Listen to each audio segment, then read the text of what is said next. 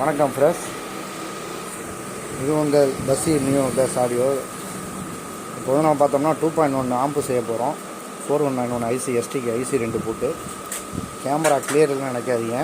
இது நைட்டில் வந்து கடையிலங்கனால எடுக்கிறோம். இதோட ரிசல்ட்டு அதி விரைவில் உங்களை அப்லோடு பண்ணப்படும். இது வந்து பெண்டர்ஸுக்கு மட்டும்தான். அது ஏதாவது பார்த்து கற்றுக்கிறவங்களுக்காண்டி பார்த்துக்கிட்டு இருக்கோம்.